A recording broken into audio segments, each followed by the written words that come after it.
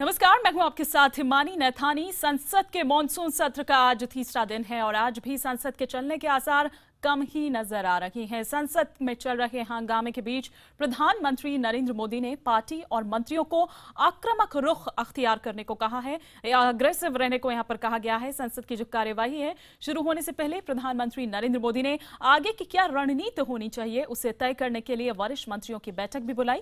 कल की तरह आज भी बीजेपी और सरकार कांग्रेस और उसके नेताओं के खिलाफ अपना आक्रामक रुख दिखाएंगे। वहीं संसद में लगातार हंगामे की वजह से अलग थलग पड़ी कांग्रेस ने अब सहयोगियों और सरकार के दूसरे जो विरोधी दल हैं उनको एकजुट करने की कोशिश शुरू कर दी है। कांग्रेस ने भी सदन की कार्यवाही से पहले एक जैसी सोच रखने वाली पार्टीज की बैठक बुलाई है और कांग्रेस ने ललित मोदी के मुद्दे को फिर से संसद में उठाने की बात को दोहराया है। ये एक देश व्यापक मामला नहीं है, ये तो एक अंतर्राष्ट्रीय व्यापक मामला बन चुके हैं सारे। जहां तक एक व्यक्तिगत दल या दूसरे व्यक्तिगत दल की हम चर्चा करें, ये उचित होगा कि वो प्रश्न आप उस दल से ही करें।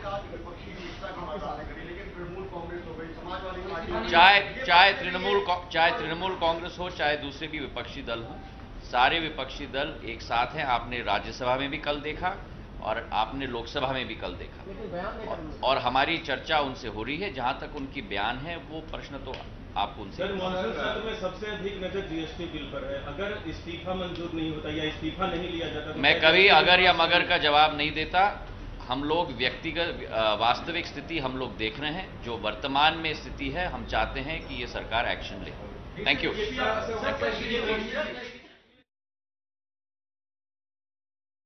With the government, we have demanded very clearly for action to be taken. Now that responsibility lies with the government, especially a government which preached a tremendous amount. Now is the golden opportunity and a wonderful opportunity for them to practice it.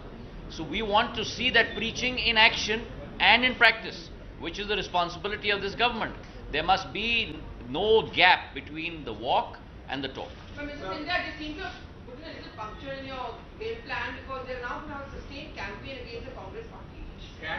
They are. So I have 2 points to make. This points out to the fallacious and the hollow nature of this government. As opposed to taking action on the allegations that are being put forward, your response is, we will take out some more scams. This just shows the hollowness of this government. We are very open and we are very ready. Let them bring out whatever issue they want to. The Congress party and the opposition as a united front will face it fairly and squarely. We have no issues with whatever they want to bring forward.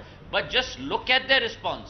Whether it is the response with regard to a resignation, the response is that there was someone else who recommended for a passport. That is the first response of this government. The second response is, if you're going to bring forward 2 or 3 cases of corruption, we will bring forward 2 or 3 cases of this corruption. Is this the Achhe Din Ki Sarkar that was promised to this country a year ago? That is the moot question which you as the fourth pillar of democracy and us as the parliament have to question this government on. The BJP is asking, doesn't your accountability argument apply to your chief ministers as well? Your chief minister's personal secretary. So my answer is unequivocal and clear on that. The first part of my answer was what I just mentioned in my statement with regard to that being there. और वहीं इस पूरे मसले पर BJP का क्या कुछ कहना है, आइए आपको ये रिएक्शन भी दिखाएं। मेरे ख्याल से कांग्रेस पार्टी अपना स्टैंड के बारे में दोबारा विचार करना चाहिए, विचार करके सदन में वापस आना चाहिए। पहले इस्तीफा दो। इस्तीफा क्या, कोई पाप किया तो इस्तीफा देना। हमारा सरकार में किसी ने कोई पाप किया नहीं। Nothing immoral, nothing illegal has been done, no charge at all. उनका जमाने में बहुत कुछ हुआ, पर उसके ऊपर उन्होंने क्या एक्शन लिया, बाकी लोग पूछ रहे। वो कह रहे इन्हें पुराना विषय क्यों याद दिलाते। पुराना याद दिलाना है, वर्तमान में जो हो रहा है उसके बारे में चर्चा करना। जो है कोई चर्चा किसी शर्त के आधार पर नहीं होती। तो एक्चुअली हुआ क्या है कि पॉलिटिकल सेंस उसका न्यू सेंस में बदल गया है। तो जिस पार्टी का पॉलिटिकल सेंस न्यू सेंस में बदल जाए वो इसी तरह की चुहलबाजी करती है। और आइए अब हम सीधे रुक करेंगे सदन का। कार्यवाही जो है अब शुरू हो चुकी है। 42 doctor Manoj Rajauria is there. आदरणीय अध्यक्ष महोदय, देश में यूपीए सरकार में जिस प्रकार से कोयले का आवंटन गलत तरीके से हुआ और देश में लाखों करोड़ों का घोटाला हुआ, उससे जनता के सामने नीलामी प्रक्रिया में जो अनियमितताएं थी, उन अनियमितताओं को निकम्मे हो गए हैं, ऐसे लीडर पैदा हो गए हैं। मैं ये कहना चाहता हूँ कि रॉबर्ट वाड्रा ने पार्लियामेंट में अटैक किया है अपने फेसबुक पे, और पार्लियामेंट के जो लोग हैं वो निकम्मे हो गए हैं लीडर, और पार्लियामेंट के लोग कुछ नहीं करते। ऐसा वो नहीं कह सकता, ऐसा नहीं कह सकता, ऐसा नहीं कोई इंडिविजुअल भी नहीं कह सकता। इसलिए मेरा प्रिविलेज मोशन एक्सेप्ट किया जाए और मुझे बोलने का अवसर दिया जाए। Madam, question number 42। Question number 42। Question number 42। I have got it. Question number 42। Go to this side. No. Question number 42। You should not. Hello,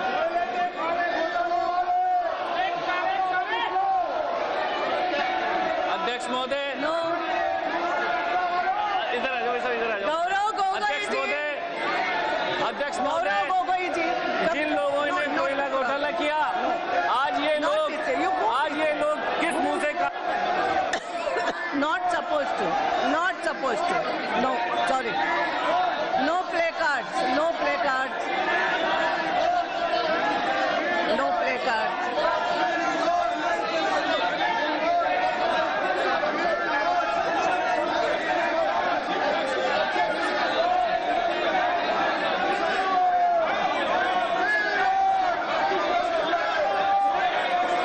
Manoj Rajauria.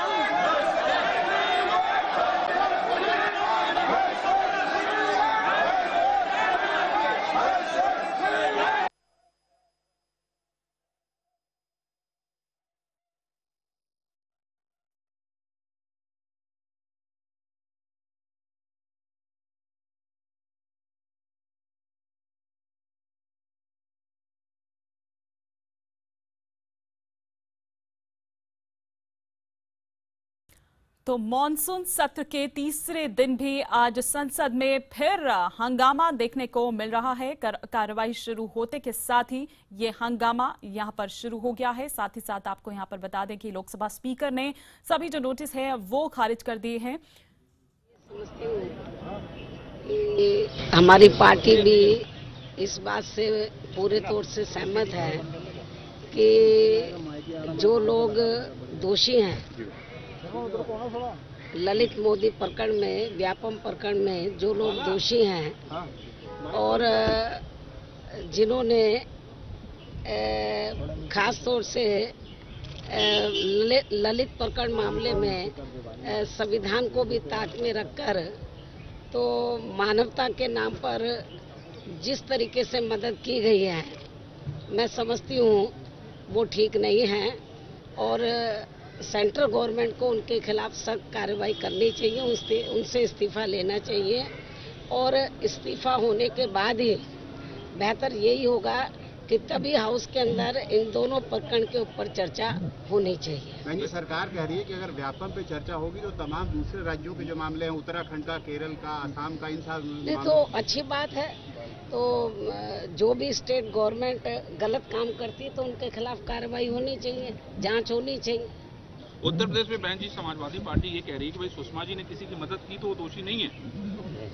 तो इसका मतलब ये है कि उत्तर प्रदेश में आप लोगों को मालूम है कि जब से सपा की सरकार चली है, बनी है और चल रही है, अभी भी चल रही है समाजवादी पार्टी की सरकार, तो तब से उत्तर प्रदेश में तो वहाँ पर कानून का राज नहीं चल रहा है। तो समाजवादी पार्टी तो कानून में विश्वास नहीं रखती है, वहाँ पर कानून का राज नहीं चल रहा है। तो वो तो जब वो कानून में विश्वास ही नहीं रखते हैं और कानून के खिलाफ जाकर उत्तर प्रदेश में कार्य कर रहे हैं तो मैं समझती हूँ उन लोगों समाजवादी पार्टी के इस किस्म के जो बयान हैं तो उसमें कोई हमें आश्चर्य नहीं होना चाहिए। और इस वक्त एक और अहम खबर, सूत्रों की अगर माने तो बीजेपी दोनों ही सदनों में कांग्रेस के मुख्यमंत्रियों का मुद्दा उठाएगी और उनका इस्तीफा भी मांगेगी। बीजेपी सांसद और कांग्रेस के मुख्यमंत्रियों के मुद्दे पर बहस की मांग के लिए नोटिस भी बाकायदा देंगे। तो ये इस वक्त की अहम खबर। बीजेपी सांसद जो हैं कांग्रेस के मुख्यमंत्रियों के मुद्दे पर बहस की मांग के लिए नोटिस भी देंगे। तो संसद में आक्रामक रहेगी बीजेपी, जैसा कि एक बैठक हुई थी आगे की रणनीति को लेकर कि आखिर किस तरह से अब जो आगे की रणनीति है वो रखी जाए। इस पर और विस्तार से बातचीत के लिए हमारे वरिष्ठ सहयोगी विक्रांत यादव हमारे साथ जुड़ चुके हैं। विक्रांत, बीजेपी दोनों ही सदनों में कांग्रेस के मुख्यमंत्रियों का मुद्दा उठाएगी, क्या एक कोशिश है कि इसके जरिए कहीं ना कहीं वो कांग्रेस का मुंह बंद कर सके? बीजेपी दबाव इस समय बनाने की कोशिश कर रही है और जिस तरीके से कांग्रेस ने बीजेपी के मुख्यमंत्रियों का मुद्दा उठाया था, बीजेपी का यही कहना था कि मुख्यमंत्रियों का मुद्दा राज्य स्तर का होता है और उसे उच्च सदन में नहीं उठाया जा सकता। लेकिन कांग्रेस उसके बाद नहीं मानी तो अब कांग्रेस को उसी की भाषा में जवाब देने की कोशिश बीजेपी कर सकती है और दोनों ही सदनों में ये मुद्दा उठाया जा सकता है। दूसरी जो आज बड़ी बात, अभी लोकसभा में काफी हंगामा भी हुआ और दोनों ही पक्षों की तरफ से काफी एग्रेशन भी देखने को मिला। कांग्रेस के सदस्य सदन की कार्रवाई शुरू होते ही वेल के पास आ गए, नारेबाजी की। आज भी वो कल की तरह प्ले कार्ड रखे हुए थे, कल जबकि स्पीकर ने इस बात पर कड़ी आपत्ति भी जताई थी और ये कहा था कि वो कार्रवाई करने के लिए मजबूर है।